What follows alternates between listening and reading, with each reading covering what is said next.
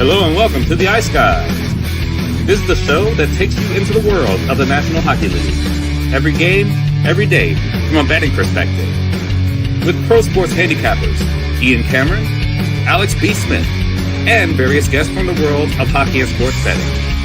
And now, here's your host, Ian Cameron. Welcome to the Ice Guys. Monday, April the 21st. Ian Cameron, Alex B. Smith will be joined by Perlo in just a little bit.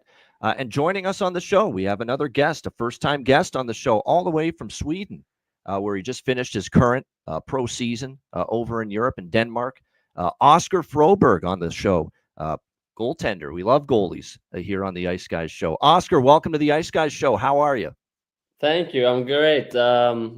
Great to be here. Thanks for having me. And good you like goalies. So I hope I can give the listeners and you guys what you're looking for. No doubt. We got friends of the show like Eddie Lack and Carter Hutton, who have been very good guests, very good insight. Like I say, goaltenders are some of the most interesting people on a hockey team. They've got unique personalities, and I'm sure Oscar's more of the same. Just before we get into NHL Stanley Cup playoff talk, Oscar, just talk about just your background playing the sport, playing as a goalie the last several years, and your current season that you just wrapped up. I started young as everyone else. Went to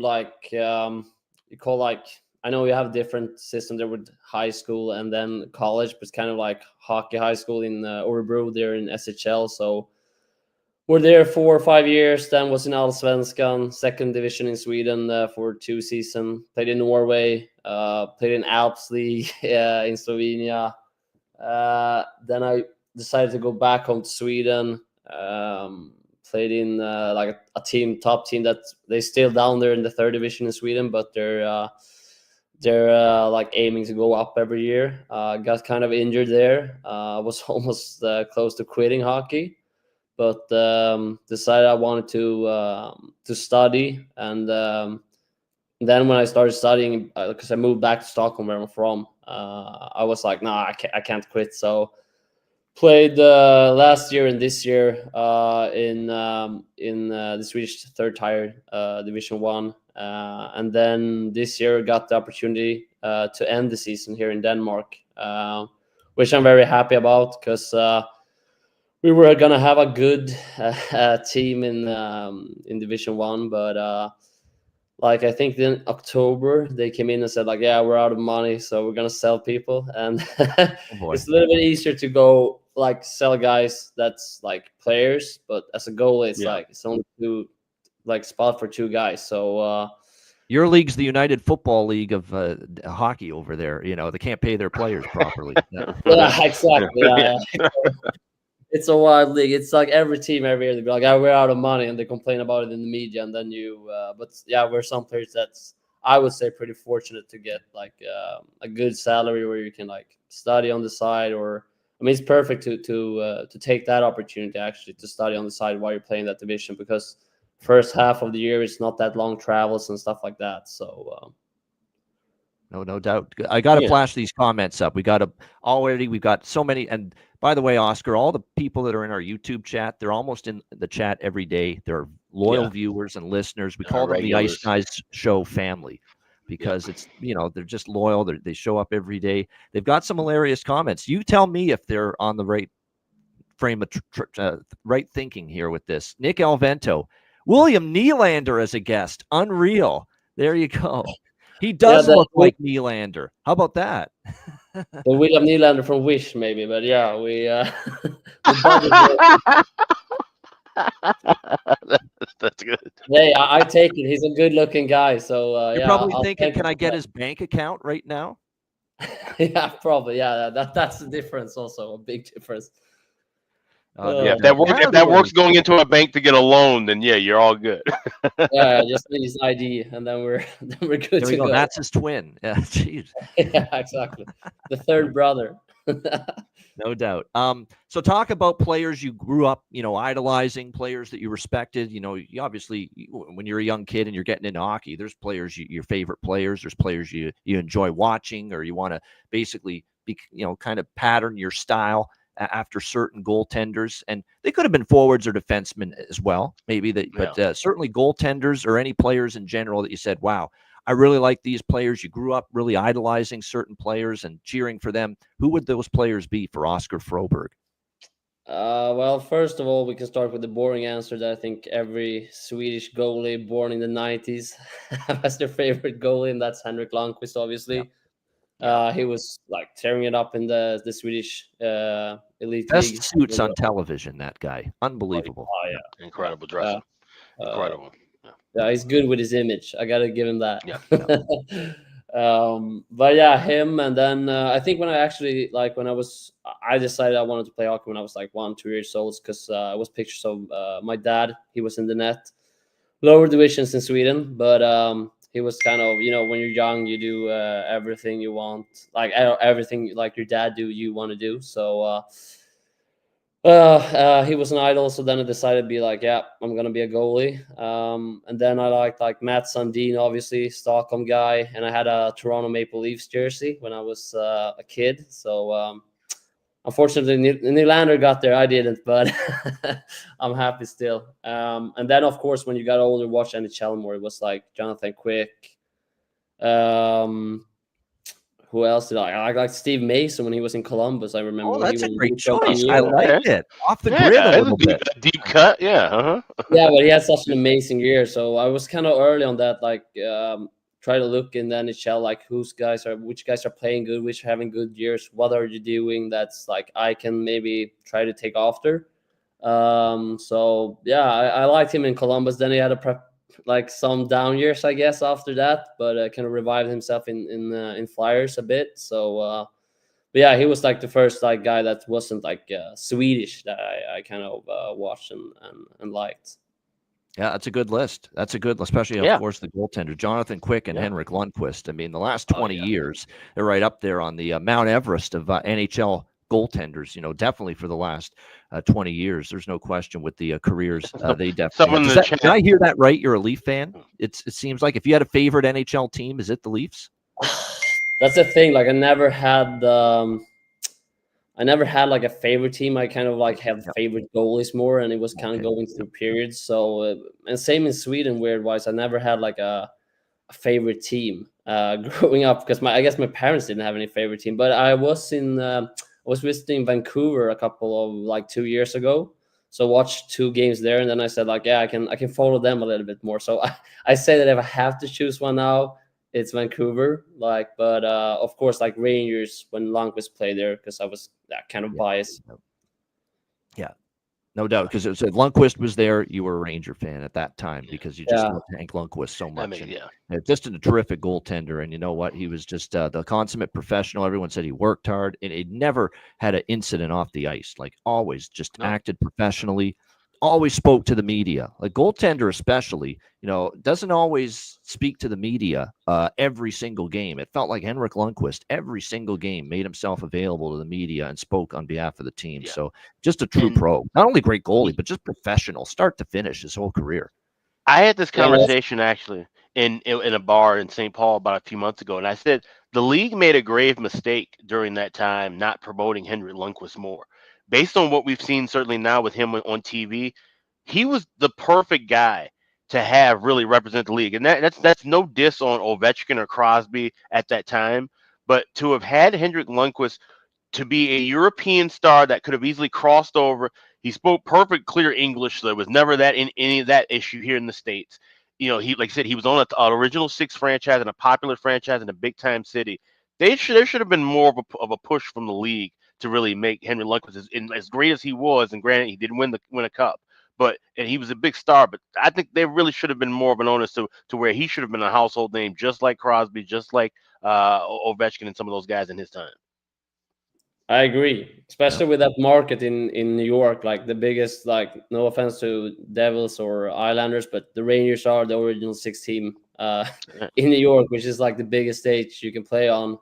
No matter what sport. So I agree. They should have actually made more of him in the commercials where they went with Ovi and Sid. But so yeah, I agree, because it wasn't, especially like goalies, they didn't promote. He's getting marketed more now that he's retired than he was when he was playing. Mm-hmm. Yeah, he is.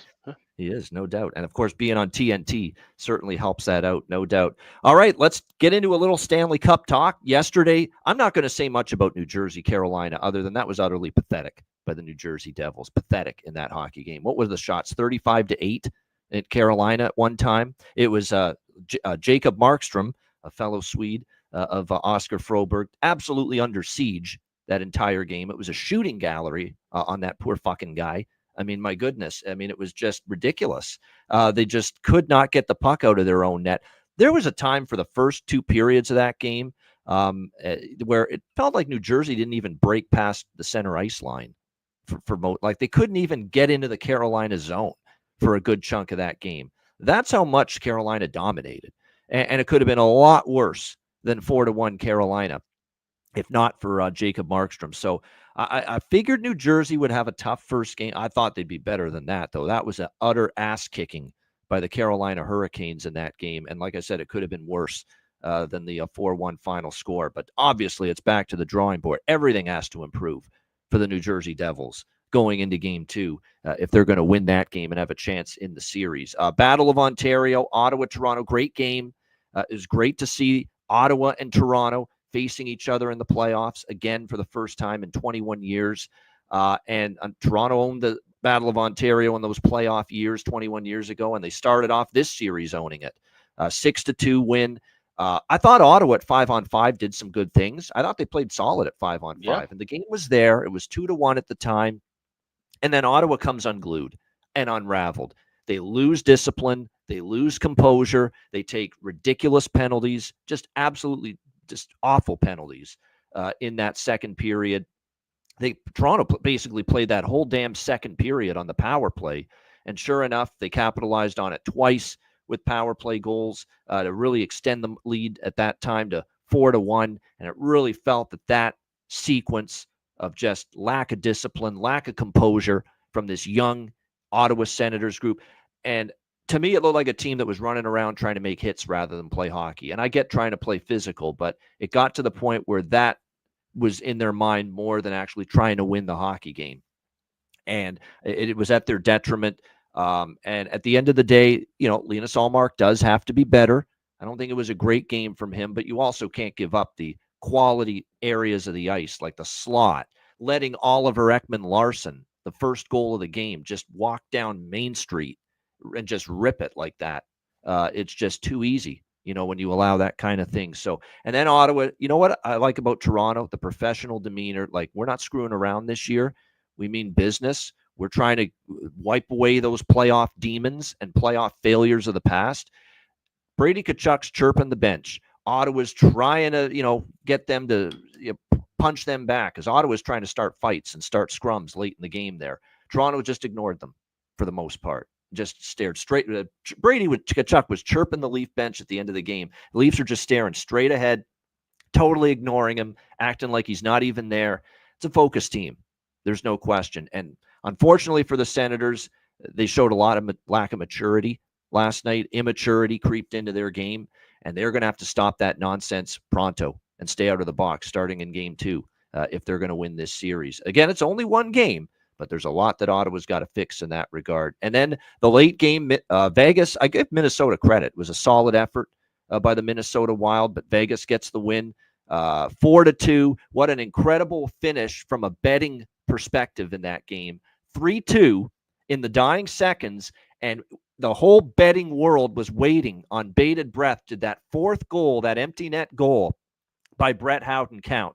Did the puck cross the goal line before the clock hit 0.0? They said it did, so it cashed the puck line, minus 1.5 goals for Vegas. It cashed the Vegas team total over 3.5, that decision, and it cashed the full game over 5.5.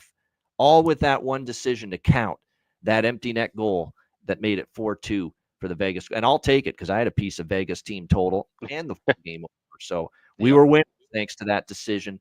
We had Toronto team total over. The only game that really frustrated me was the overs in the Carolina game, which fell short, mostly because New Jersey didn't do a damn thing, and they got completely shut down.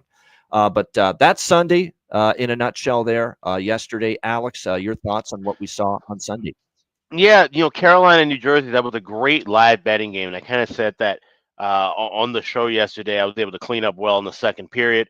Got Canes to score first goal in the second period. Had the second period over, cashing through, and then grabbed the next goal. Actually, got shut out of getting the prop on Devils coming back to scoring a goal in that period.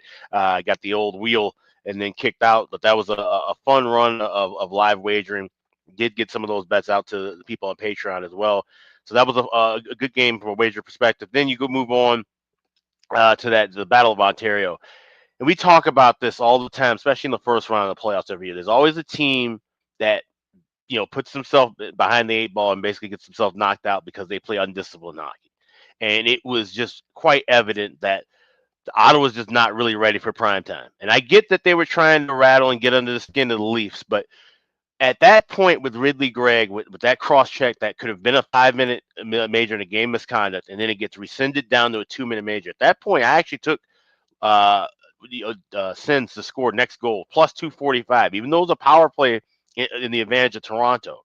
I took that because I felt, okay, if they can kill this penalty off, they have a ton of momentum going their way, only down a goal. They were 23 seconds away from killing that penalty, and Adam Gaudette takes a ridiculous penalty, just an asinine hit to the back of Austin Matthews. And yes, Matthews went down like he got shot.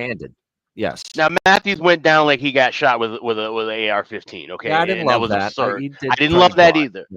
Yeah. But you can't, if you're Gaudette, you can't touch him.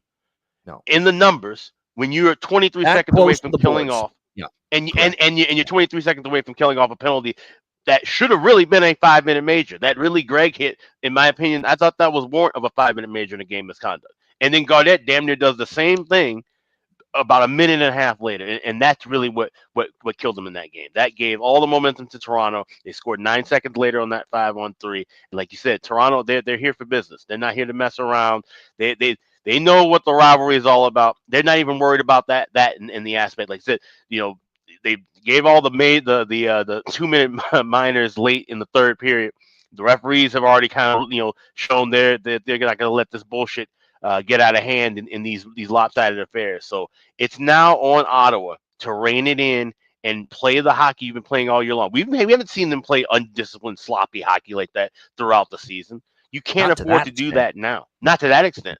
Yeah, you have to rein it in, and you have to play better on the defense. You can't, allow this, Leafs team to get tons of power play chances because your penalty kill is not going to be strong enough to stop these guys if you're taking 3, 4, 5 penalties a night.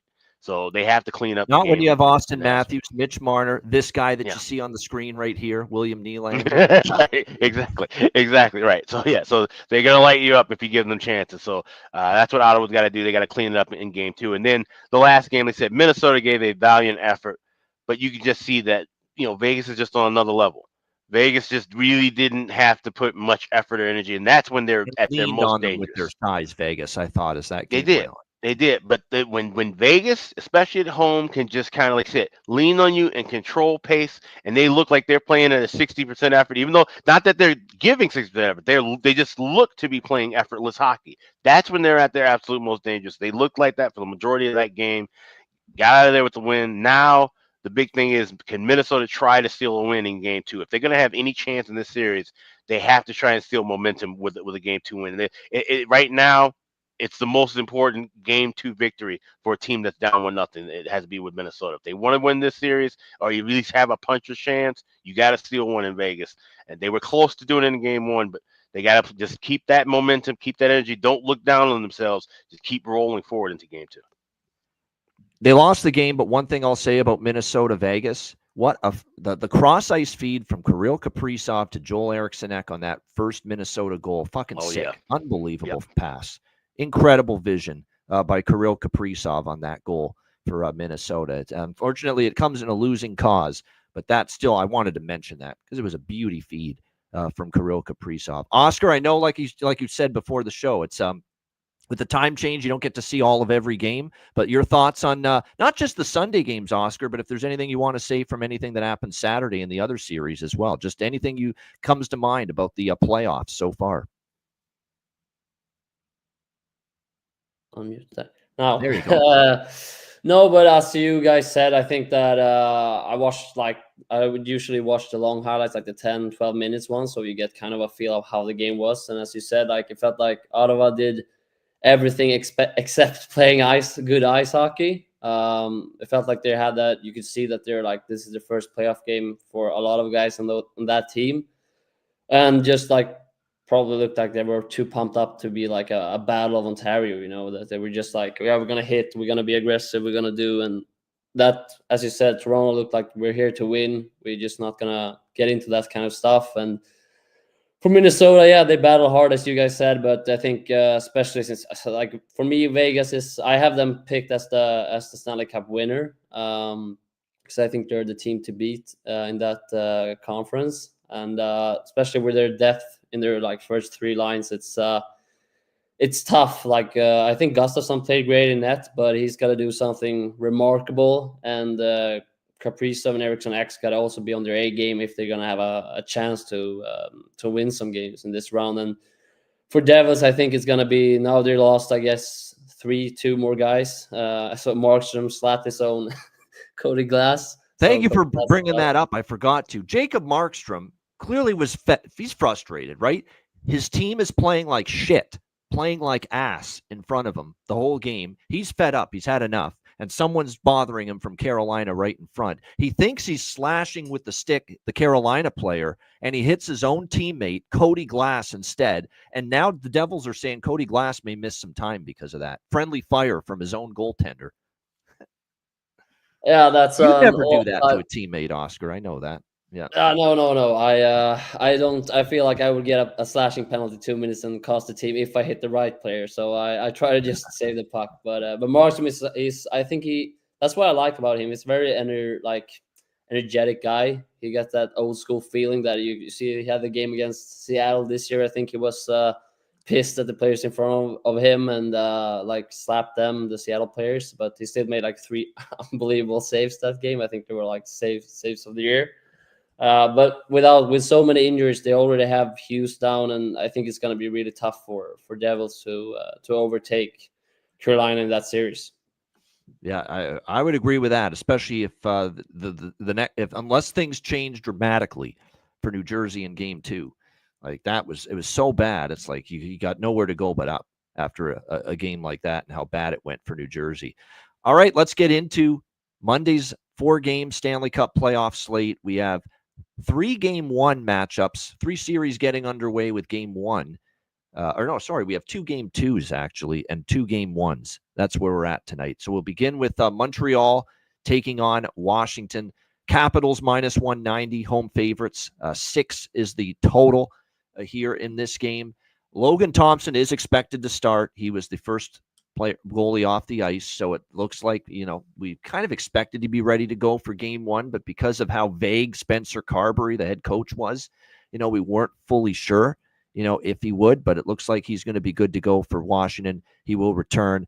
Keep in mind with Logan Thompson, this has been an upper body injury for him. He has not started or appeared in a game since April the 2nd against Carolina. So it's been a solid almost 3 weeks since we've seen Logan Thompson in that. We'll ask the goalie, Oscar.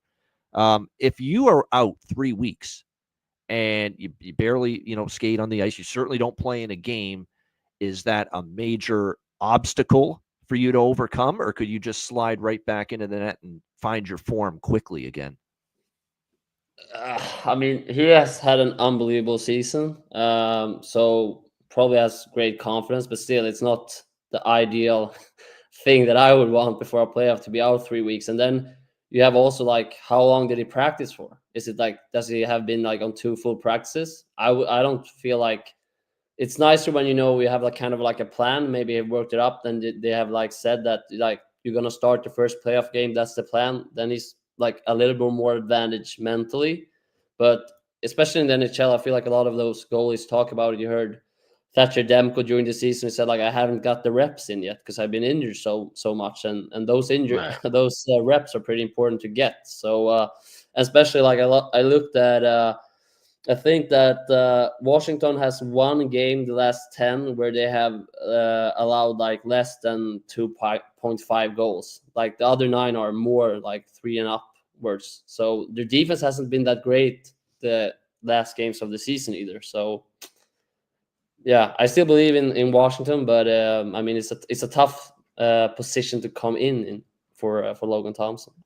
It is. The one thing we saw from Ottawa, even though it didn't go well for them last night, and I kind of think, Alex, Ottawa and Montreal are in the same boat. A lot of inexperience in the postseason for these two teams for the most part.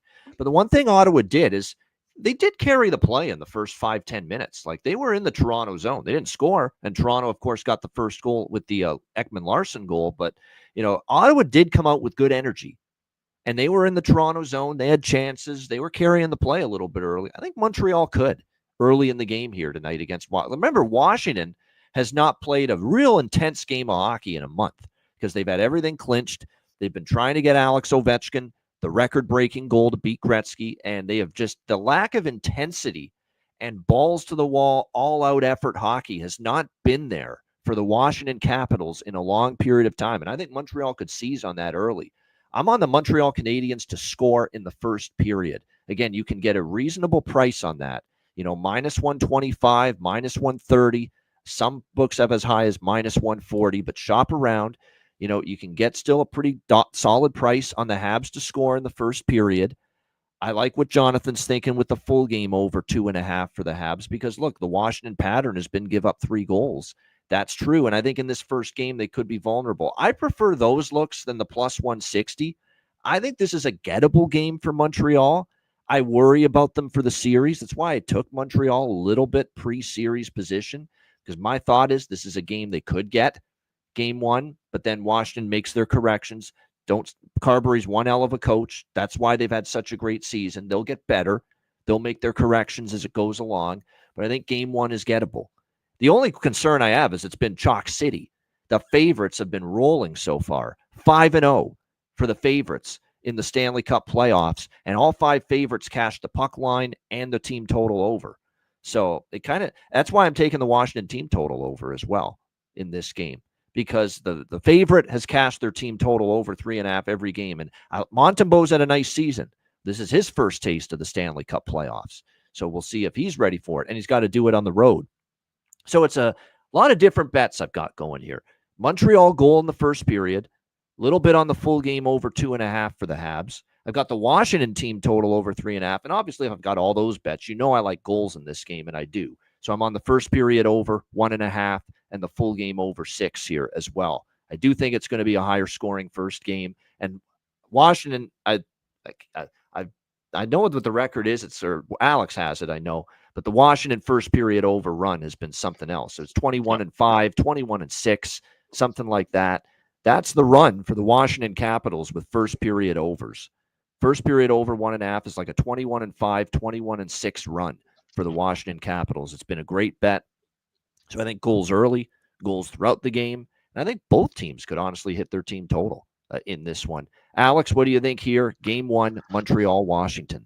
So yeah, you had the Caps. Yeah, I think it was a 22-6 run. That's the number I have. The last 28 games, heading in, wrapping up the regular season to the first period over. We had Montreal on a pair of runs throughout the season too, with that first period over. So these are two teams throughout the season they've done well, and the modus operandi with both clubs has been to score early, score often, get the pace, and have things dictated in your favor.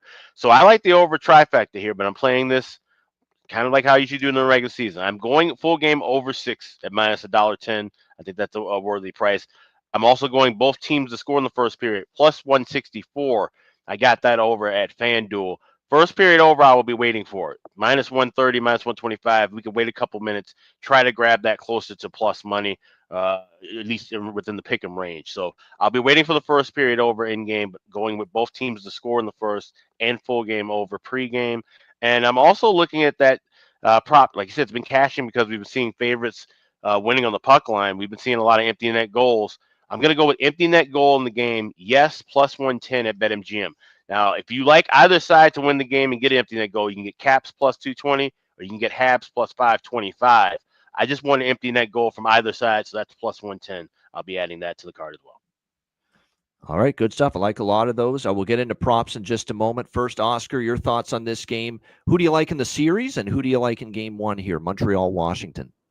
Well, in the series, I like Washington. You see what they have in the locker room, like all the clips going. It feels like they have that chemistry which you need when you're going to win championships. And they show that during the season, regular season. I mean, so I think that it's so tough to say because Montreal's been really good the last 10 games, where Washington has maybe been more of a struggle, like up and down. So actually, like you said, I like Montreal's chances in this first game, but in the series, I'm picking Washington. But as I said, also with I like that with both teams scoring the first period, as you said, Alex. And but I had like Montreal over 2.5 goals combined with with over to score would give you like, now I don't know if that's where when it's like European odds, but like 4.4 times the money. Yeah. For those two to go in. So over plus 400 exactly. If it was yeah, American so odds. because obviously like you have a goalie that hasn't played in 3 weeks. You have a team that has let in 3 goals or more the last 9 out of the last 10 games. So there's got to be some flipping of the switch that has to be done for the Washington Capitals tonight, because it's been a while since they've had to ramp it up full speed like this. Yeah, Montreal has played with their the knife through their throat like the last couple of games to get into the playoffs. Good way to put it. Yeah. Yeah, but sometimes like that can swift like be a disadvantage too, because you had so much pressure and be like, oh, we got to get in, and then you get in, you get so satisfied, and then it's like 2 days, and then it's like, oh, now the playoff starts, where Washington has had their time to prepare for it, and kind of, as you said, cruising through the last games, but still you have to. It's not just a button you can push. You gotta be ready. Good stuff. Good analysis there from Mosker. First time breaking down a game here on the show. As far as props, I'm going to sprinkle on. It's Demidov, right? He's just a game breaker potentially. I know it's his first foray into the Stanley Cup playoffs, but I'm drinking the Kool-Aid for Ivan Demidov. Maybe jumps on the board, makes an impact here. Suzuki's the obvious choice. I mean, he's a guy that's been almost carrying Montreal into the playoffs. He's just been dominant here down the stretch for them. I like what Jonathan's thinking. Blocked shot props. Tanev let us down. I mean, of all people, Christopher Tanev let us down in the blocked shots bets yesterday. But Braden McNabb was a good one, a really good one. And there were some other ones that hit for us. But yeah, of all people, Tanev kind of let us down. He didn't have the number of blocked shots we thought yesterday in that game. But David Savard makes a lot of sense. He is one of the shot blocking leaders on this Montreal Canadiens team. He's retiring, actually, after the season. They've already announced that. So, yeah, David Savard's a good blocked shot candidate here. For Washington, Dylan Strome's obviously, I think, for an assist especially. But a point, yeah, I've got Tom Wilson to lead the series and lead the Capitals in goals in this series. So, I like Tom Wilson to get on the board. And I think his physical frame and his size for, still a bit of an undersized Montreal team in a lot of areas.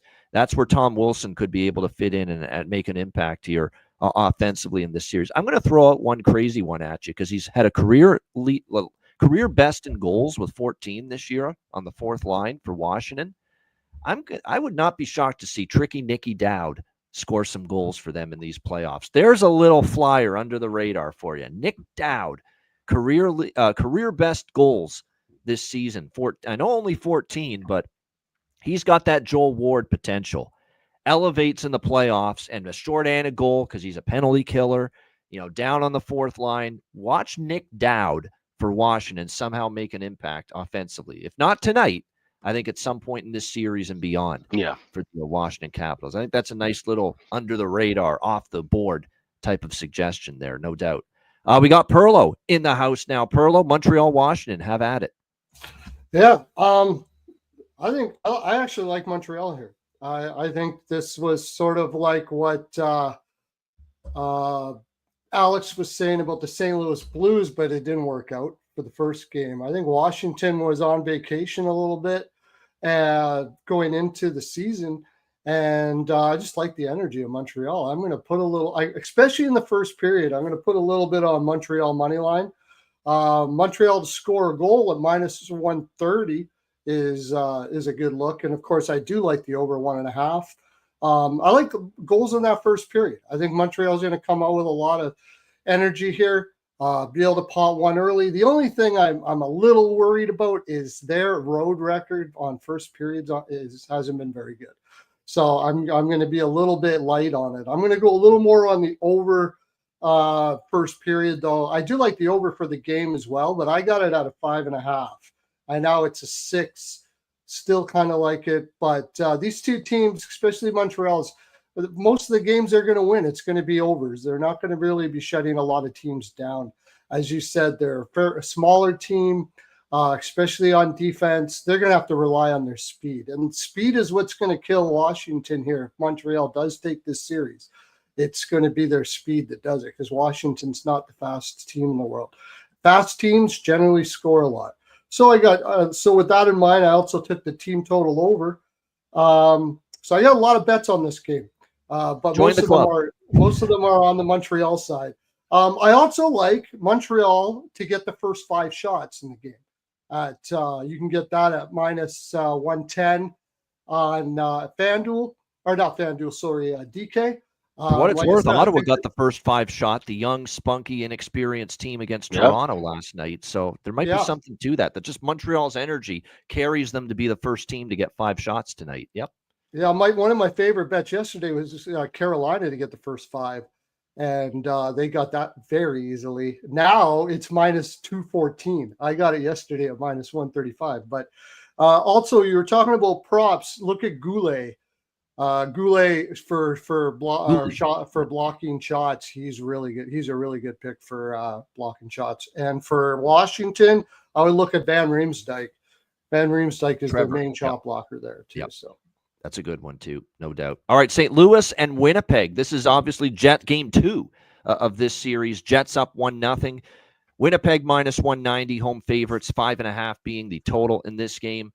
I'm very much torn with this game. Part of me thinks Winnipeg's just too good at home. St. Louis kind of got to let one slip away in game 1, and Winnipeg will go up 2-0, and St. Louis probably wins game 3, maybe back at home at Enterprise Center. Part of me says, though, the Blues are one hell of a tough team. You know, they played good enough to beat Winnipeg, and it took a Jets rally in the third period. But like we talked about in the recap, Alex, yesterday with that game, Winnipeg did not play good first 2 periods, but they found the Jets that we saw all season in the third period. Right. That was the Winnipeg Jets we've seen dominate the regular season. And did St. Louis miss their chance maybe to get a game here in Winnipeg? And because you got to expect the Jets will play a little bit better now with the butterflies out of their system. They got the first win under their belt. We'll have to wait and see. The only thing I bet with St. Louis is for them to score in the first period. That's it. I didn't go as far as to take them money line for the game.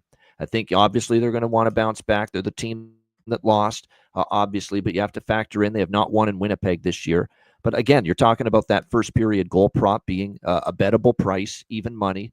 It's as low as minus 110 at Pinnacle. So you're not having to lay anything. And St. Louis obviously gets how many goals in the first period of game 1? Now, I also expect this to kind of be the reverse of game. Game 1 was an unexpected high-scoring game. I think we all expected this to be kind of lower scoring. Hellebuck and Binnington, 2 outstanding goaltenders, and yet we saw that game fly over the total. Does it reverse itself here?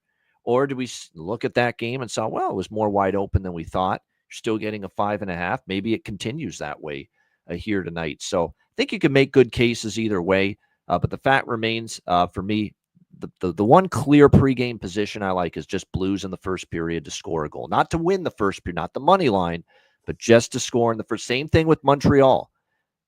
I'm not taking Montreal first period money line. Just Montreal to score a goal in the first period. And the same thing here with St. Louis. Score a goal in the first period is what I like the most here. Alex, your thoughts on game 2, Blues, Jets? So, yeah, I'm on that as well. I see that minus $1.10 at FanDuel for St. Louis, so first period team total over. But I really like this first period over. And this is definitely one where we cash this first period over. I'm going right to betting the full game under. Like I said, we saw that game kind of fly out of control at the beginning of the first period, and then it kind of stabled out. Then we saw more goals late. Like I said, Winnipeg didn't give their best effort until really the third period.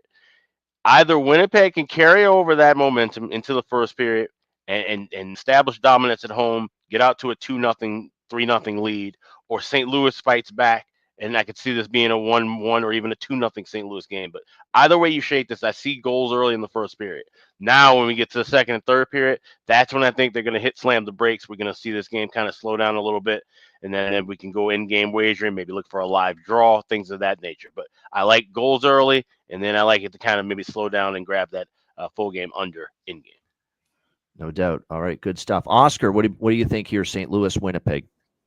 I see you said about the butterflies being out for Winnipeg, because I really thought that since it was like, what was it, like 1 minute and 25 seconds from being like going to overtime before they scored that fourth one and fifth one empty netter, I think they kind of needed to take that first one to make, because I feel like Winnipeg with all of like circus last year in playoffs, I think they were kind of nervous that like, okay, we gotta get a good start here to show people that like, okay, like end the debate that we can be good in the playoffs as well. So I think it's like a good money line on 2.55 here in Sweden for St. Louis to win, but I wouldn't like, it's a chance, but I'm not selling it like my whole soul for it. But I like Kyle Connor. He scored last game empty netter, and he's going to be important if for Winnipeg the whole playoff. So I think him to score is 2.2 times in any time of the game, so it can be overtime and first period, whatever. And then you have Buchnevich, 3.65. That's kind of a long shot, but still, like he scored like some goals and has some playoffs experience as well. And I like what you guys said, that like I think that it will be a more defensive game. It's two defensive or good defensive teams, two coaches that, I mean, when Montgomery was in Boston, you couldn't score on them. You know, the Vezina winner when Olmark was there, and then Swayman also had pretty low GAA, and obviously Hellebuck, those numbers speaks for itself the last 2-3 seasons. So I mean, I think I agree with that it's not gonna be over 6. I don't think we're going. I think we're going like 5 maybe. But I like that. Maybe you see how the game goes. You can do a live bet for the draw or see how it goes. No doubt. No doubt. Absolutely. Perlo, how about you? St. Louis, Winnipeg. First of all, I just jumped in here. Nice meeting you, Oscar. And it's funny that you mentioned Buchnevich, because he didn't really have a good game last game. No. And I think he's going to be I think he's got more to give. I don't know what it was they were on. What's that? He's got more to give for sure. He's got more to give. Yeah, I think he's going to, and I think he's going to start off early here. I don't think he's going to be very happy with his performance last game. So I'm with you. I also have the Blues. I have the Blues to score first. I also have the under as well. And I got a little bit of a little bit on the draw first period, and I got a little bit on the Blues first period. The draw is plus 160, and the Blues is I might even put it on the puck line. If then all I want is Winnipeg to not win the first period, and if either one of those things happen, I'm plus money on the pick. So I got a little bit on both of those. Now, because you mentioned Buchnevich, I put a little bit on Buchnevich to score first at plus 1,600. I think he's going to come out hard in the first period.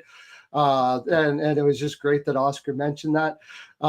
So I got a little bit on that to score first. And I'm going to go with the exact score 2-2 for the game. It just feels like that kind of game where it could go. It feels like a draw for one thing. Obviously, I have the draw. But if it is a draw, I could see 2-2 just seems like the perfect. This is like a 3-2 game, something like that. I agree with I'm with Alex that the first period could be over. So 1-1 first period or draw first period is a good look for sure, I think. What else I have? Oh yeah, and I went again with this first shot thing. I've been doing really well in these playoffs. The first to 5 shots, I got the Blues at plus money, plus 125 to get the first 5 shots.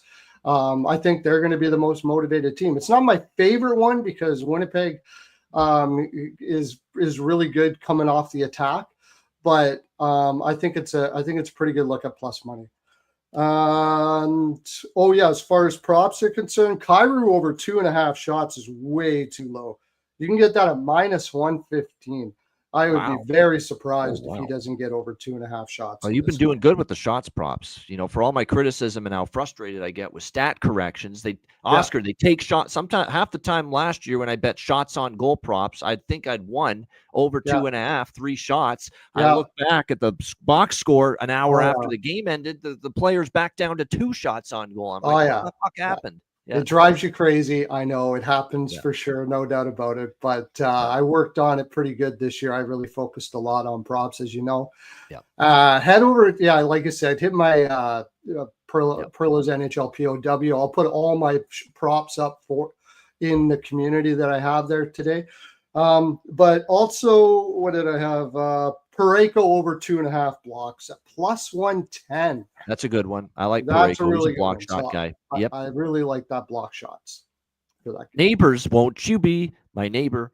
Jake Neighbors for the St. Louis Blues had 2 shots on goal in game 1, plus 430. I'm definitely going to take a shot there. Buchnevich, I like to score a goal. He was not good in game 1. I don't mind that as well. Bull Duke, just because he's always a threat and he almost scored in game 1 too for the Blues. And then for the Jets, Iafallo up on the top line. There's still great value. He scored in game 1 for the Jets. And I'm going back to the captain, Adam Lowry. Adam Lowry just scores in the playoffs. He just does. He did it last year. I mean, he's just a guy that you get offense from him. He goes that extra mile. He goes hard to the net. He's physical. And that's why he scores goals in the playoffs. So I like Adam Lowry one more time, the captain of the Jets here, to find the back of the net. And the other one I'd take a shot with is Perfetti for Winnipeg one more time here tonight. I thought he had a good look or two, but didn't go in for him. It might be able to go in for him tonight. You can tell it's getting late in Sweden because Oscar's putting the light on right behind him there. 9 o'clock almost now over where he is. Colorado and Dallas next up. This is Colorado up 1-0 in the series. Colorado minus 145, road favorites. 6 the total in this game. Was a weird, as you guys know, I feel bad because if we had done the show earlier than Saturday, I would have been able to give you Colorado Dallas over 5.5, and it would have cashed because it ended 5-1. But unfortunately, I had to give it at 6 on the Saturday show because that was the best number. So it was a push on that. But somehow the over 5.5 did cash with that late flurry of goals by Colorado. 5-1 win. But I'm telling you what, Dallas, I thought it would be a tough game 1. They never win game 1s, by the way. Dallas is now 0-8 in the last 8 game 1s. They've always had a problem with game 1. So factor in that they didn't play well down the stretch. They're adjusting to no Jason Robertson, and Miro's still out. And Colorado's obviously a formidable team. I expected them to lose game 1. But the way they lost game 1 to me, guys, was critical. And I said this. Would they get blown out? Would they look like horrible like they did down the stretch? Or would they put up one hell of an effort?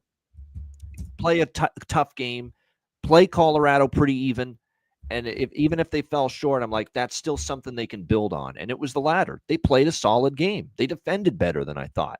What got them into trouble was a few penalties and a couple of fluke goals for Colorado. The bicycle kick goal, by Lehkonen, the first goal, which went in. The goal on the power play, which deflected off. Can Lyubushkin's got to get the hell out of the way. This guy's on the bad run of a lifetime right now for Dallas. Whether he's getting caught out of position or getting beaten by McDavid or the puck's deflecting off his stick, he's just in a bad way right now. Either bad play or horrible luck. It's been a combo of both for Ilya Lyubushkin for Dallas. But man, what a terrible run for him. And of course, the stick. It deflects off his stick and in for one of the Colorado goals. So a couple of fluke deflection goals for Colorado. Dallas had a bunch of chances. Dallas did get their opportunities and their looks, but we've got to tip the cap to Mackenzie Blackwood. He was very good in his playoff debut for the Colorado Avalanche. His first playoff start, he didn't look like it. I'm not giving, what's that Rick Astley song? Never gonna give you up. I am not giving up yet on the Dallas Stars. I like them to score in the first period. I like them in the first period tonight. I'm going to sprinkle on them to tie this series at plus 125, and I'm back on the over by Fecta one more time tonight in this game with over 1.5 and over 6. Like I said, I think Dallas comes out strong. Got to get this one. I know they're a capable road team, but you don't want, and they won in Colorado last year in that second round series. But so I wouldn't say they're out if they go down 2-0, but you don't want to be in that spot. You'd prefer to avoid being down 2-0 going back to Denver and Colorado for game 3. So I'm going to take, that's why I like Dallas more the first period looks. Get a goal in the first, money line first period, team total over in the first period. And also, of course, I'm going to take the over by Fecta one more time here. I'll sprinkle on the full game, but I like the first period looks more for the Dallas Stars here in game 2 tonight. Alex, your thoughts here. Game 2, Colorado, Dallas. Yeah, I got to give you a slight, not so fast, my friend, on that total. I like this under here. Now, first period over, I could see maybe that's something where, look at it and that could, dabble in that in game. It wouldn't shock me to see a 1-1 score after 20 minutes. But I think that this game definitely takes a sharp decline down second period, third period. And I laid the $1.22 DraftKings with under 6.5. I think this could definitely be one where, like I said, Dallas, they have to tighten things up. And the one thing that scares me is actually really on the Colorado side. Mackenzie Blackwood played so insanely well. I worry that he could be the one that might be a little leaky. So I'm looking for this is a live game. I lean with Dallas. It would not shock me one bit if Dallas can find a way to win even this series up because they got to get a win. You can't go to Denver down 2-0. But this is one where I think, like I said, we see the goals come early. And then we see things kind of slow down. Even if this is a scoreless first period, I wouldn't be looking at second period over or second period gift like we've been running as well. I think this one could be a low and slow kind of a battle. For what it's worth, I laid the $1.55 with Dallas first period goal. It's a little pricier than usual. It's a little higher price than I'd normally like to lay, but I laid it because I just want to trust Dallas to get me one. And I sprinkled on a smaller at BetMGM over 1 at plus money, which you can get at BetMGM. But I want the security of only asking them to score once in the first period. So I was willing in this instance to lay a $1.55 with that Dallas to score in the first period here in this game. Oscar, what do you think here with the Avs and the Stars, game 2? As already been said, you can't. I mean, if it's going to be really tough if they go down 2-0 to back to Denver. And also that, like you said, they had really good. Dallas had good chances the first game, and Mackenzie Blackwood played great. But if you take away the final score, Oscar, that was a pretty even hockey game. It was, honestly. Yeah, for sure. I agree, and that's why I like though the under 6.5, but I had the over 6 goals was 2 times the money. I think it's 2 offensive teams, and I think that it's tough to keep. Dallas Stars from scoring in a whole series. Like it feels like when they went against the Vegas, it's always one game that's like pretty much much scoring in. And but I like Dallas money line 2.20 times the money. I think that like if they know they need to win, like it's gonna be, and I think there's gonna be a long and tough series. It's obviously the series maybe most people have looked forward to because it's the most even one. And then I also had because I don't know how many shots he had on goal the first game, but Nate just looks like he was flying out there. And I think he's going to score, obviously, in this series. So why not do it the second game here? He looked good, looked hot, while Rantanen looked kind of ice cold. Didn't see him a lot. But I think Nate just – and obviously since that trade, Nate just want to show the people that – they made the right decision to go get him. So, I got him to score.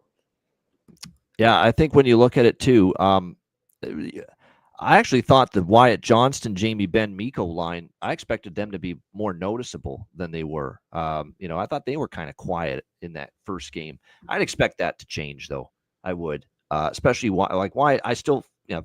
I agree with Jason Martin. Wyatt Johnston, I think he's going to find back of the net. Seems like when Dallas has their backs against the wall, especially think about the Vegas series last year, the Colorado series last year, the Edmonton series, which they didn't win that one, the Edmonton series, but every time it felt like they had a bad game or they were off a loss, who are you going to call to score a goal for them last year? It was Wyatt Johnston often. So, yeah, I think it's a Wyatt night. He finds a way here tonight for the Dallas Stars. As far as the Avs, we're going to be repetitive with a lot of the goal props because you have players you target going into the series.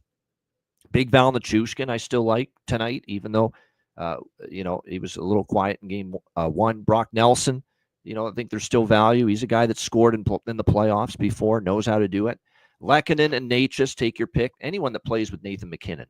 is going to have a chance to score. And by the way, if you're in Canada, you're going to be sick in 2 months of these Tim Hortons commercials with Sid Crosby and Nathan McKinnon. You're already seeing it where they're dressed up in the wigs and the the Tim Hortons ads, and we're seeing that. They're trying to get Sid to show us a little personality, I think, and that honestly is like Sidney Crosby coming out of his shell, doing an ad like that, putting on like a disguise in a Tim Hortons commercial for rookie cards.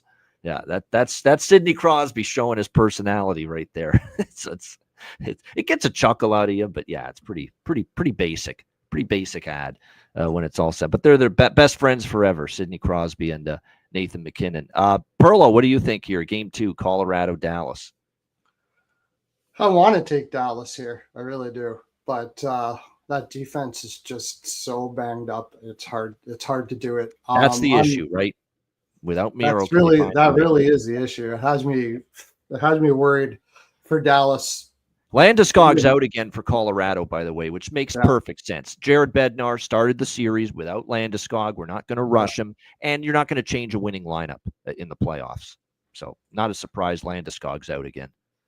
Now I'm going to have to see down from what I understand at Daily Faceoff, it looks like Dallas changed their lines up here.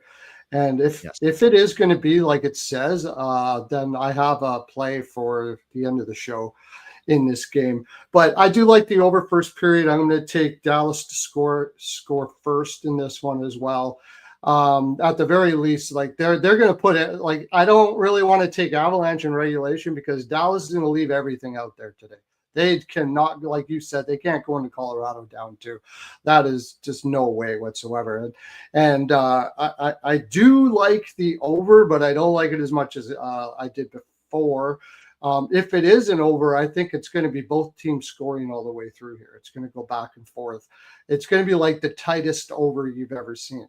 I just don't trust Dallas's defense to be able to keep this to an under, and that's really the big question there. If they get down in the third period, if they're up, I could see. I find it hard to believe they'll be able to shut down Colorado for at least one goal in that third, and I could see it being something like 3-2 or something like that going into the third, and then Dallas ties it up. So obviously, as I'm saying this, I like the draw. I like the draw here a lot, actually. Dallas is going to be heavy on the stick. And as good as Colorado is offensively, when a team is putting every ounce of energy they have into being hard on the stick throughout the game, it's tough to score. In which case, I should be talking myself into the under that Alex was talking about here. So maybe I'll just stay over the over altogether. But I really like the draw. I like the draw here. I like Dallas to score first in the first period. This is the draw that I consider the most, this game tonight, for sure. Colorado, Dallas, that it could go to overtime. Yep. I'm definitely going to play the draw. If it does go into overtime, it's going to be tough. It's going to be tough for Dallas to win that, as far as I'm concerned. The other thing I like here a lot, and I would alt this too, is McKinnon over 3.5 shots. I mean, that's just silly. If I think it's going to be a draw, 6 last game at least. Yeah. I don't think that's going to change. Minus 140. I would alt it up too if you wanted to. And I got lots of props in this game. Again, go check me out on Twitter, and I'll send them out to you. All right, last game, Edmonton Oilers, Los Angeles Kings. We've got the LA Kings minus 130, home favorites, 5.5. It's the 4th time the charm for the Los Angeles Kings, who have lost 3 years in a row to the Edmonton Oilers in this very first round of the Stanley Cup playoffs. But the general thought is Edmonton's as vulnerable as they've been in all of these years because of the situation with their injuries. And Matthias Ekholm is the biggest injury. Like, this guy is a pillar of strength on the blue line, veteran defenseman, good in his own end, physical, block shots, the whole bit. For an Edmonton blue line that has its share of question marks, 1 through 6, to lose Ekholm for this series, it really hurts. You've got Darnell Nurse, Evan Bouchard, Brett Kulak. Jake Wallman is healthy. That is big because they got him for the playoffs from San Jose. I'll say this, the more I watch Ty Emberson, the more I like him. He's really starting to become a better piece there. Still got ways to go and improve, but there's definitely something there in Ty Emberson. I've been impressed. And Josh Brown, when I see Josh Brown getting in there, I think because it's Troy Stetcher out as well for the Oilers, but The fact that Josh Brown is on that blue line for Edmonton and Chris Knobloch's put him in, don't be surprised if we see this be a nasty series. Like, this could really be physical. This could really be some bad blood developing. And we saw it when they played at the end of the regular season in Edmonton. It got nasty there in that game. And Josh Brown's a guy that can drop the gloves. He's physical.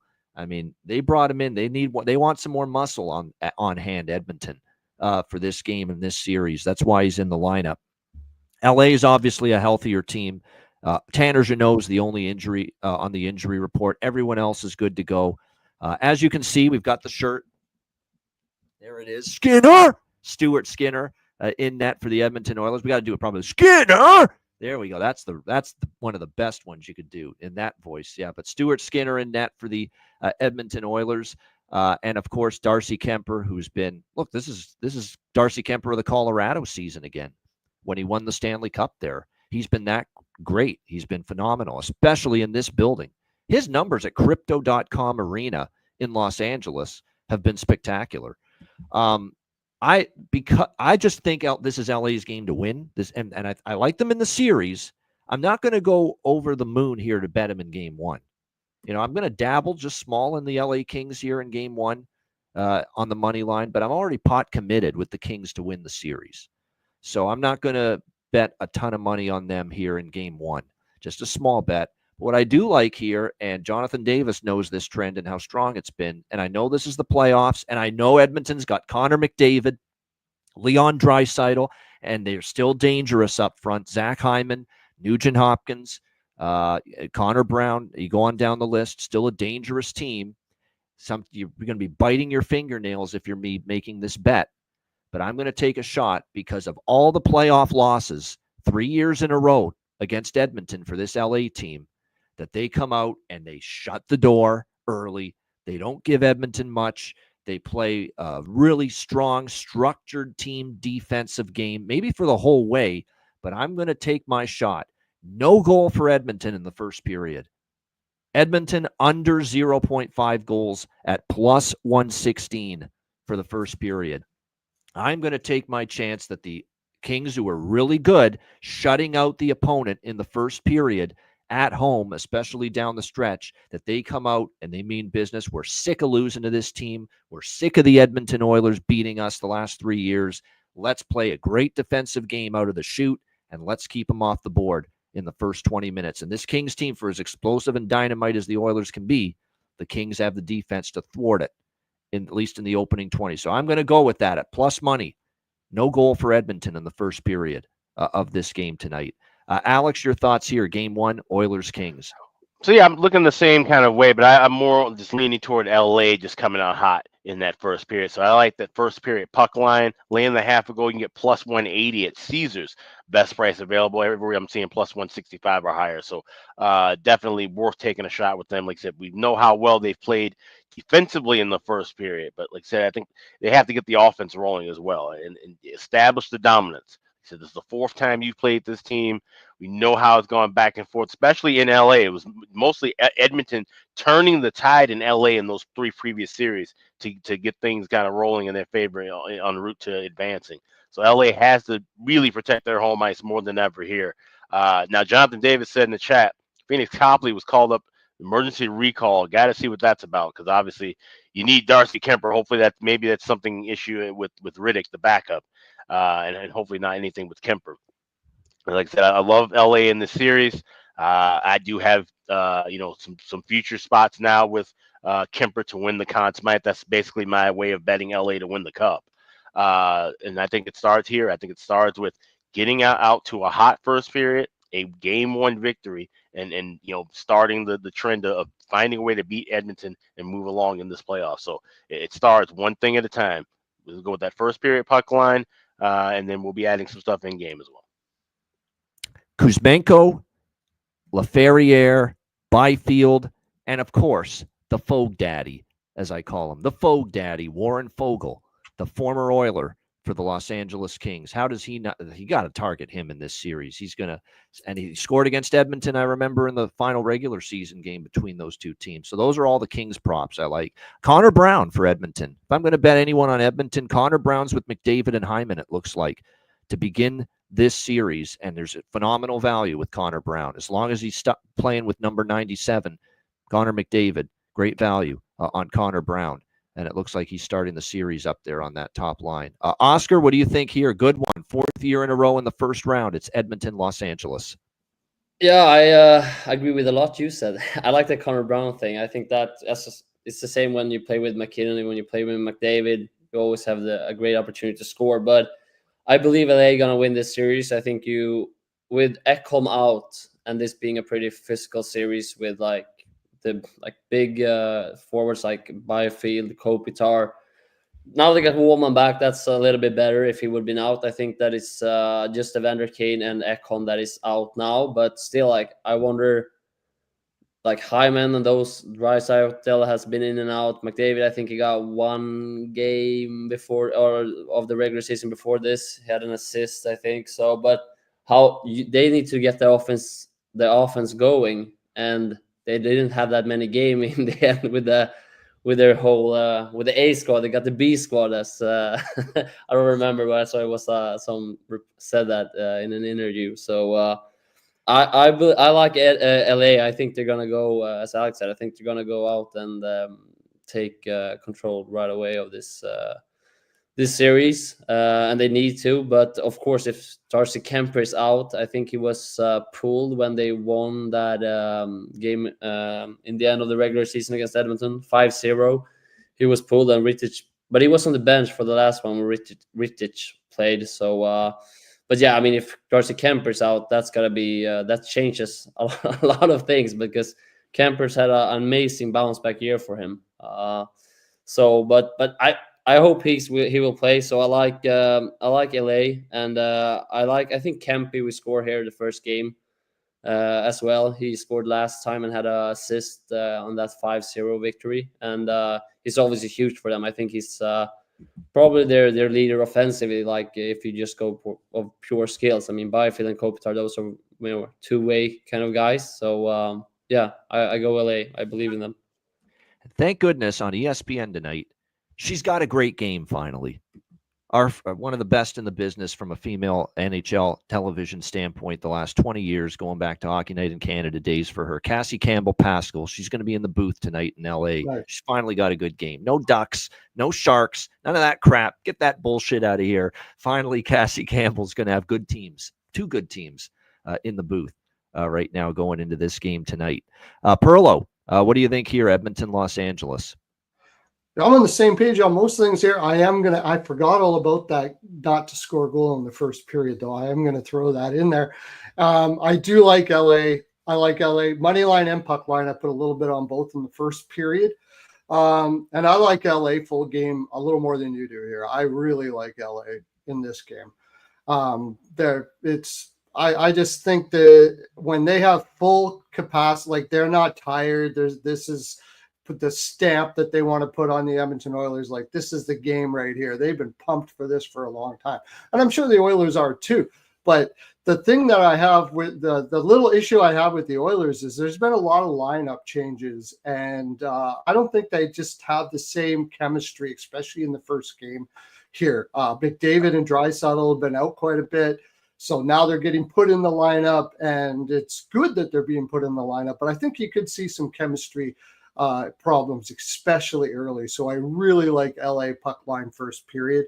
I like them ML, and I'm even putting a little bit. I do this sometimes, so I can sort of alleviate the juice, or maybe even just catch a push on it. I'm taking LA team total over 2.5 at -160, and I'm taking them 3.5 at +140. I really think most of the goals will be scored by LA today. They'll put and I think Edmonton even knows that. And I don't know if they really want to. They really want to go with what LA wants to do. I think they really want to burn LA out in this one and catch them on the second one more than anything. It's not that Edmonton doesn't want to win tonight. It's just I think there's a much greater urgency for LA to win game 1 specifically tonight than Edmonton. That's what I'm trying to say. Yeah. And then by the time it gets to the third period, they're going to be kind of in damage control. And I could see LA potting a couple late too.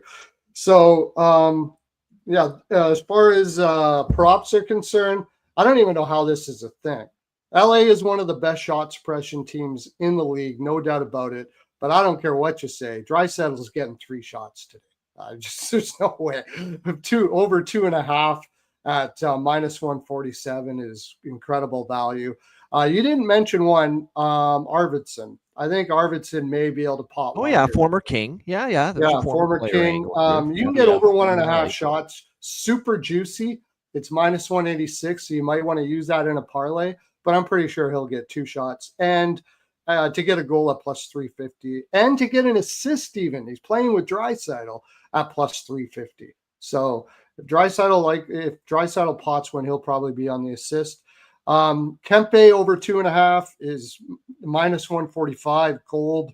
Fiala over 2.5 shots minus 136, also gold.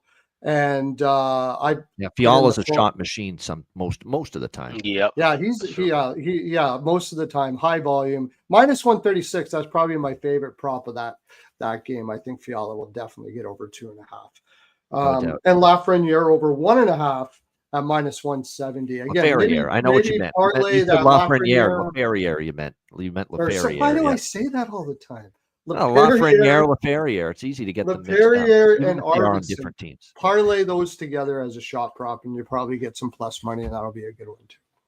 There you go. Good stuff. Great point by Jonathan.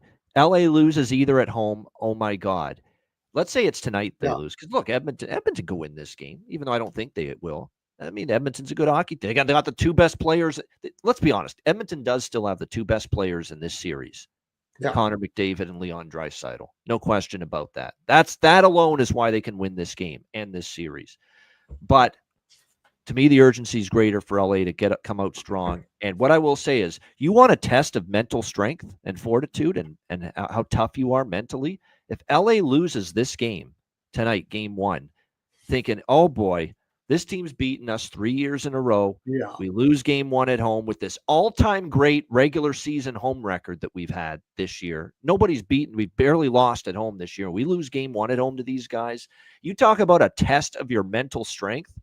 That's going to be a fucking test of your mental strength right there, and adversity. And can you get beyond the Edmonton block, if you will, if you don't win this game here tonight? So it is something worth considering for sure. I'm going to ask Oscar. With that in mind, I just wanted to throw this out there because I threw it in the group chat. Every no team to win a road game at plus 6,000. I know you think it's going to be home team in every game. Yep, 2-0 LA. I think it's possible, knowing with LA's home record and out of any series for sure. Yep. So there you go. Oscar agrees it could be a homer type series. I just want to ask Oscar because it's really late there. It's like not really late, but you get my points. After 9 o'clock, we run like it's like 3-4 minutes of ads, and then we do the commercials, 3-4 minutes, and then we do the bargain bin special and the best bet, and then we end the show. Can you stick around that long, or do you need to get going? No, I stick around. I don't have much to do, so that sounds great. Sounds good. All right, then we'll do the ads, and then we'll come back with the bargain bin special and the best bets. And a quick reminder, we've got our live betcast, okay? Patreon-exclusive live betcast. It's our first live betcast of the Stanley Cup playoffs this Thursday, April the 24th, 6:30 p.m. Eastern Time. And again, you must be a Patreon member to join us on this betcast. Patreon.com/IceGuys, just $10 per month. Goalie charts, totals charts, and of course, our daily betting card, sides, totals, player props posted each and every day on the Patreon page, plus all the access to the exclusive live betcasts coming your way throughout the Stanley Cup playoffs, including our first one this Thursday, 6:30 p.m. Eastern. So make sure you sign up. Patreon.com/IceGuys, just $10 per month. Also, check out the Ice Guys store, iceguys.myspreadshop.com. You got 3 days left where you can save 10% off of 3 or more items, like the Skinner shirt. We've got hoodies, we've got caps, we've got everything. It's starting to get a little warm out, so it's springtime, heading into the summer. Now's the perfect time to get some items at the Ice Guys store. If you get 3 items or more, you get 10% off. Hit the redeem button at the homepage, add 3 or more items to your cart, and 10% will be taken out at checkout. There's 3 days left. That's at iceguys.myspreadshop.com. Good stuff. All right, we got bargain bin special of the night and best bets coming up in just a moment, right after we hear from our great Ice Guys sponsors.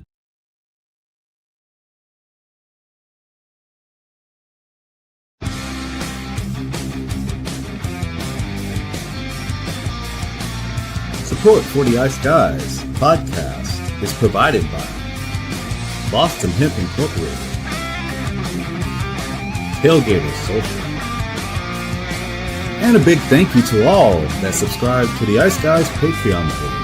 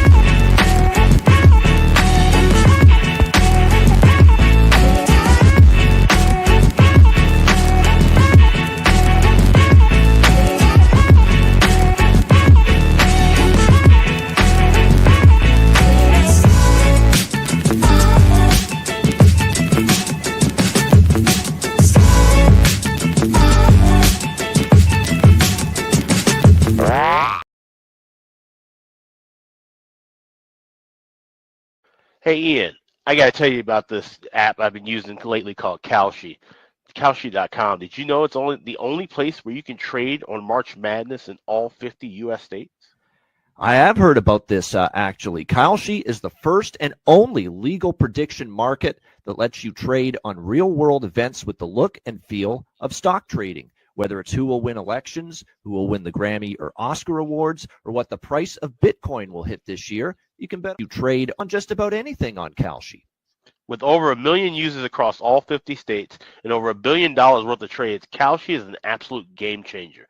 And with March Madness coming to a close, baseball about to get in the full swing, playoffs on the horizon in hockey and basketball, now's the time to sign up and trade with Kalshi today. Sign up at Kalshi.com/IceGuys, and the first 500 traders to join and trade 100 contracts, you will get a free $10 credit added to your account. So don't miss out on all the action. Join Kalshi today at Kalshi.com/IceGuys. That's Kalshi.com/IceGuys.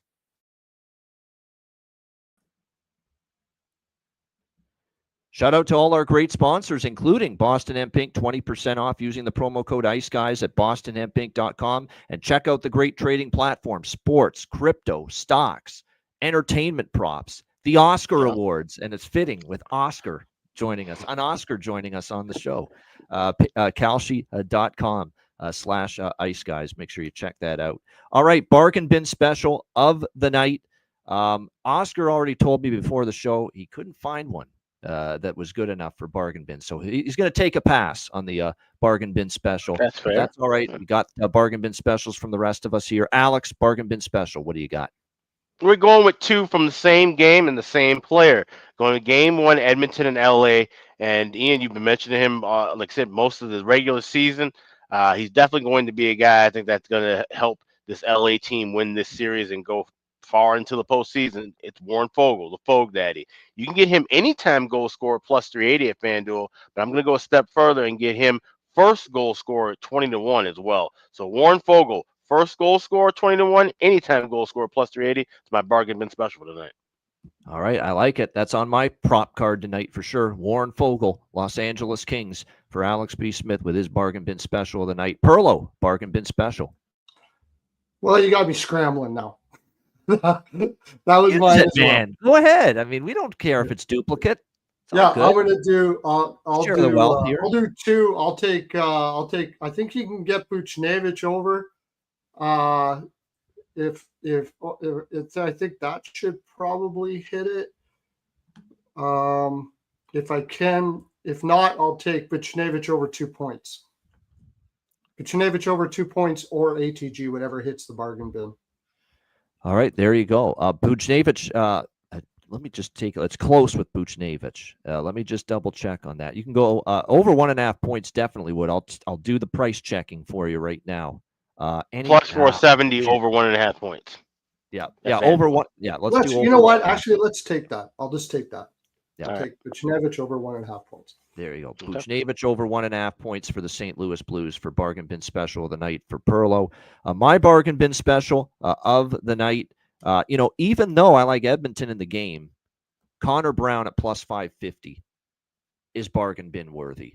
Playing with McDavid, you got to bet it at that price. He's going to be up there with number 97, and he's played well down the stretch of the season for the Edmonton Oilers. So there you go. Just one for me tonight. Connor Brown at Edmonton Oilers plus 550 for bargain bin special.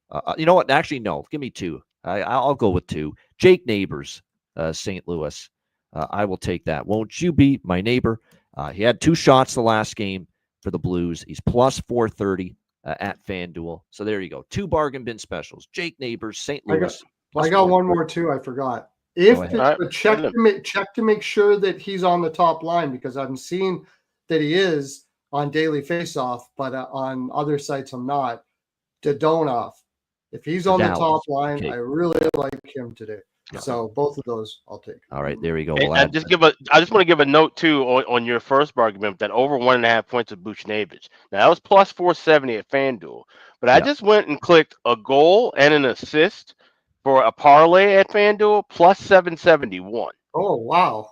So okay, play around with those. If you like 1.5 points, you can just go goal and assist, parlay it together in the same game parlay, and that's plus 771. So don't leave the money on the table. And when you watch how I do my props, I usually bet a goal and assist for the player. So yeah, bet them individually and bet them as a parlay at the same time. What a great idea. It's called maximizing your return on investment. And that's always the best way to be when you're involved in sports betting like we are on a daily basis. All right, best bets to wrap up the show. Alex, we'll start with you. What do you like for best bet? Well, it was the best bet oftentimes during the regular season with both of these teams, so why not make it a best bet tonight? Especially when I do like the price pregame, but of course we're going to look to add on a little bit more in game. It's the first period over with the Habs and Caps. Said Montreal is, sometimes ignorance is bliss when you're in the playoffs. A lot of inexperience, but maybe they won't, fold under that pressure. Maybe they can just kind of rise that occasion early. The Capitals are a team finally playing some meaningful hockey for the first time in over a month. I think there should be some energy there, especially in that building. DC is one of those places that always gets rocking and rolling for the playoffs. So give me the first period over with Montreal and Washington. That is my best bet for Monday. There you go. Montreal, Washington, over 1.5. First period. Best bet for Alex B. Smith. Perlo, best bet. I'm going to give 2, and one of them I'm just going to shout out Ryan Robinson. He had it the same thing I did. I'm taking that Lindell over 2.5 block shots at minus 110. That's just crazy value. That's one of them. And I just wanted to shout out Ryan too, because he allowed me to put even more on that when he made it his the last time. And I'm taking LA. First period puck line at plus 180. All right. First period puck line minus 0.5. LA Kings plus 180 for Perlo. All right, here he is. A great guest. By the way, Oscar, great job. Phenomenal. Yeah. You're a great guest. We thank you for joining us on the show. You were awesome. Your first best bet on the Ice Guys show. What do you got for us? First of all, thank you for having me, and thank you guys. It's been a pleasure. I'm still in that Washington-Montreal. I think that Montreal over 2.5 goals and Ovi to score combined is pretty good. Ovi's not going to slow down. I think he's still is pretty pumped to have a playoff game, home barn. And as you said, it's been some kind of goalie issues here in the end for Washington. So Montreal and also Logan Thompson got some rust to get off. So I think that Montreal will score over 2.5 goals. There you go. Montreal over 2.5 with their team total for Oscar Froberg with his first Ice Guys show best bet. And if you want to sweeten the pot a little bit, put it with Ovi to score a goal. For the Washington Capitals for a little bit better price on that, no question. All right, my best bet for this one, let's go to Colorado, Dallas. Dallas scores in the first period. I feel really good about that. They had a bunch of chances. I think you get a hard effort from them in the first 20 minutes. Now it's minus 155, and I don't love making a best bet a price like that usually, but I think it's worth it. Juice worth laying here for this one. Dallas to score in the first period tonight against Colorado, minus 155. That'll be my best bet here for this Monday NHL card. Shout out to the chat. We appreciate all of you joining us. Make sure you hit the like button on the way out. And like I said, it's been a great show. We appreciate it. Thank Oscar for joining us here on the show today. And like I said, we've got the Betcast Thursday night. Make sure you join us for that and become a Patreon member to do so. A reminder, the Ice Guys is live 7 days a week, Monday to Friday, 2 p.m. Eastern. Saturday and Sunday, noon Eastern. If you can't watch the show live, download the Ice Guys podcast in audio form on all major podcast platforms, Google Podcasts, Apple Podcasts, Spotify, Stitcher, iHeartRadio, Amazon Music, and more. Download the Ice Guys podcast when you can't watch the show live. For Alex B. Smith, for Perlo, and our guest, Oscar Froberg, I'm Ian Cameron. Have a great Monday night. Enjoy the games and good luck, and we will be back tomorrow on Tuesday, 2 p.m. Eastern, for another edition of the Ice Guys.